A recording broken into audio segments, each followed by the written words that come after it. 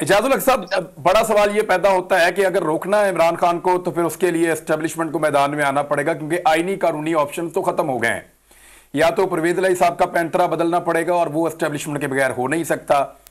दूसरा, क्योंकि उनका सियासी फायदा इमरान खान के साथ होने में है, वो सिर्फ एस्टेब्लिशमेंट ही उनको कोई वादा करके कोई चक्कर चला के ले जा सकती है।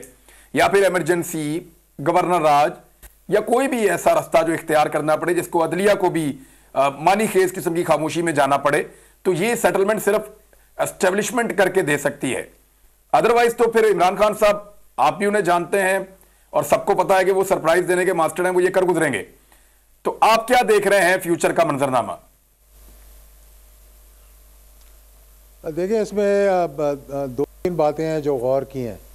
पहली बात तो ये है कि पंजाब और केपीके को मिला के कुछ 600 कुछ सीटों में इलेक्शंस होंगे 900 के बजाय, यानी you are almost going in for 70% elections के लिए। अच्छा, फ़र्ज़ करें कि हुकूमत कहती है, जो कि बिल्ली की कबूतर की तरह आंखें जिसने बंद की हुई हैं, उसे पता नहीं कि कब उनकी गर्दन दबोची जाएगी, चाहे वो इकॉनमी के हवाले से हो या सियासी हवाले से हो। तो अगर पंजाब में और केपीके में फ़र्ज़ करें कि पीटीआई जीत कर आ जाती है और वहाँ अपनी हुकूमतें बना लेती है, तो फिर जनरल इलेक्शन में इनके साथ क्या होगा जब ये आएंगे जनरल इलेक्शन लड़ने के लिए?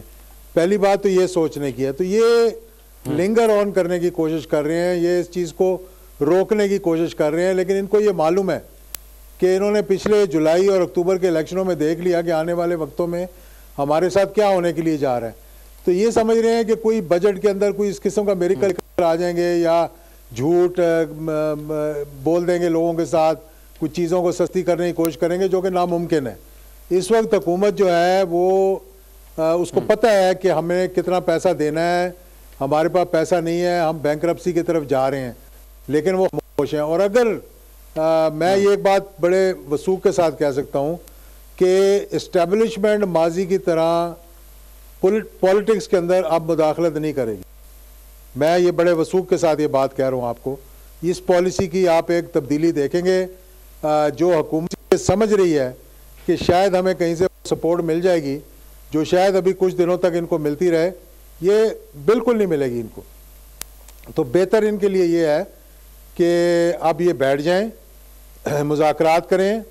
मुज़ाकरात करने के बाद वो जो तब्दीलियां लेकर आनी है, जो प्रैक्टिकली पॉलिटिकल इलेक्टोरल चेंजेस लेकर आनी है, चाहे वो इलेक्शन कमीशन है, चाहे वो ओवरसीज़ पाकिस्तानीज़ का वोट है, चाहे वो कोई तरीक़ाकार है, EVMs है या नहीं है, जिस तरह से भी तरीके से कराने, वो बैठ के गुफ्तगू शुरू करें।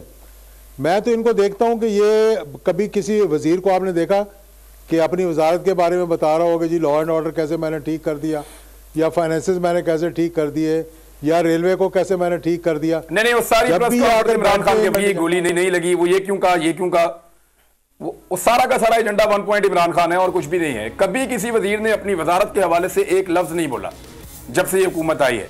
और इस हुकूमत ने जो पाकिस्तान की इकॉनमी का बेड़ा गर्क किया है, ये तो लोग उठा के झोलियां बदवाएं थे उनको, जो ये कहते थे कि साग डार तेरी याद आई तेरे जाने के बाद, जो ये कहते थे कि चोरों और डाकुओं के दौर के अंदर इकॉनमी बहुत अच्छी थी।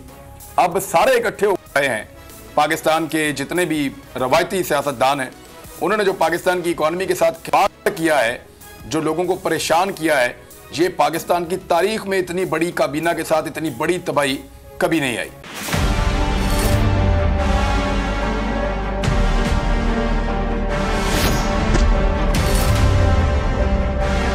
हमारा एक कारोबार नहीं है भाई, हम हकीकी सहाफत कर रहे हैं, ये फर्क है। हमारा ये कारोबार है, हम अपना कारोबारी नुकसान में नहीं करूंगा। अभी फॉरगेट अबाउट जर्नलिज्म। हमारा एक कारोबार नहीं है भाई, हमारा ये कारोबार है, हम अपना कारोबारी नुकसान में नहीं करूंगा। हम हकीकी सहाफत कर रहे हैं। Forget about journalism, forget about journalism. हम हकीकी सहाफत कर रहे हैं, ये फर्क है। सब्सक्राइब करें और बेल दबाएं ताकि कोई खबर रह न जाए।